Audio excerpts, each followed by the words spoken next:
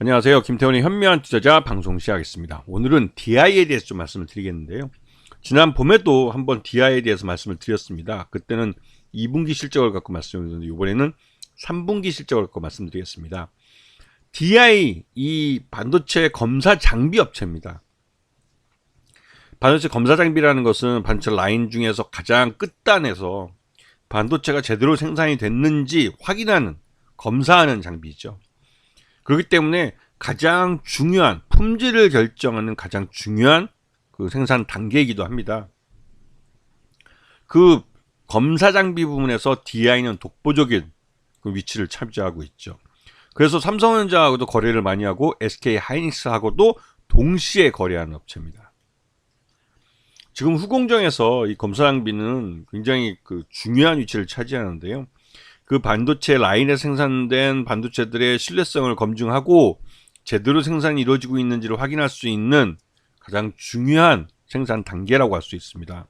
특히나 최근 들어서 인공지능 AI 반도체가 유행하면서 이런 서버나 이런 쪽에 들어가는 이 고성능인 DDR5와 HBM 반도체에 대한 이 검사 장비를 새로 도입해야 되는, 즉 교체 수요가 발생하고 있죠. 지금 올해 들어와서 이 DI의 그 수주를 보시게 되면 주로 삼성전자 수저우, 그 중국 공장이죠. 소주에 있는 공장하고 삼성전자 평택에 있는 공장에서 신규로 발주가 나오는 걸 알 수 있습니다. 이거는 한참 이 DDR5와 그다음에 HBM, 아까 말씀드렸던 고성능 반도체들의 수요가 늘고 있기 때문에 이에 대한 생산량을 좀 신뢰성 있게 가져가기 위해서 검사 장비도 거기에 맞춰서 투입을 해야 되는 것이죠. 그리고 지금 3분기 기준으로 봤을 때 전체 매출 중에 이 반도체 검사 장비가 59.2%를 차지하고 있고 반도체 검사 보드가 52%를 차지합니다. 그러면 전체 이 반도체 검사 쪽에만 89.9%, 거의 90% 가까운 매출을 차지하고 있죠. 그 전체 그 손익계산서를 보시게 되면 작년보다 매출 외형은 좀 줄어든 모습입니다. 이거는 이제 SK 하이닉스 쪽에서 작년보다 올해 반도체 설비 투자를 50%를 줄였기 때문에 그에 대한 부분이 일부 반영이 된 거고요. 영업이익도 작년에 비해서는 거의 뭐 반토막 나다시피 했죠. 그리고 당기순이익은 작년 비해서 거의 3분의 1 토막 났습니다. 그만큼 설비 투자가 이번에는 많이 줄었다는 것을 알 수 있죠. 그리고 요번에 여기 그 최대주는 37.75%를 갖고 있어서 경영권은 굉장히 안정되어 있다고 평가되고 있는 업체입니다. 그리고 DI는 2차전지 쪽에 신규 사업으로 진출을 했는데요. 아직까지는 이쪽은 그렇게 큰 매출을 일으키지 못하고 아직까지는 이 생산 라인에 대한 그 검증이나 이런 것들을 계속 하고 있는 상황입니다.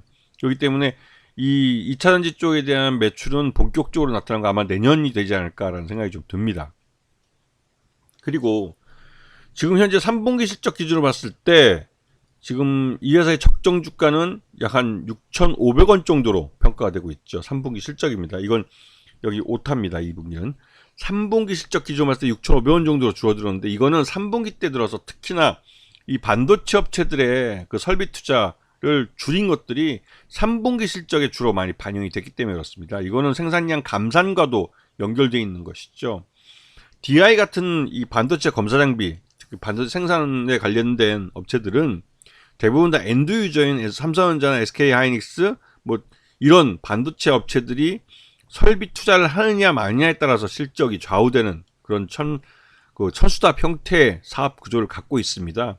그렇기 때문에 엔드 유저인 삼성전자와 SK 하이닉스의 투자 여부를 반드시 확인하셔야 되는 거죠.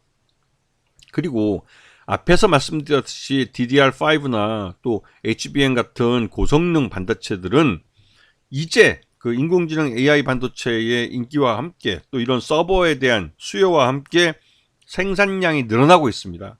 그에 따라서 DI의 이 검사 장비도 숫자를 더 늘려가면서 납품을 하고 있죠. 기존에 그 삼성전자도 그렇고 SK 하이닉스도 그렇고 기존 라인에 있던 검사 장비들의 교체 수요가 발생하고 있는 겁니다.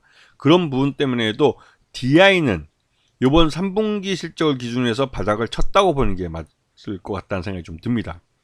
이거는 우리나라 국내 경기가 나쁘다 할지라도 우리나라는 이 생산된 제품의 거의 9할을 해외로 수출합니다. 이 말뜻은 해외 시장이 경기 침체로 빠지지 않는 한 우리 내수는 1밖에 안 되기 때문에 내수가 나쁘다고 할지라도 이 반도체 같은 이런 수출 중심의 이 산업은 해외 시장이 살아나면 같이 동반해 살아나는 그런 구조를 갖고 있죠.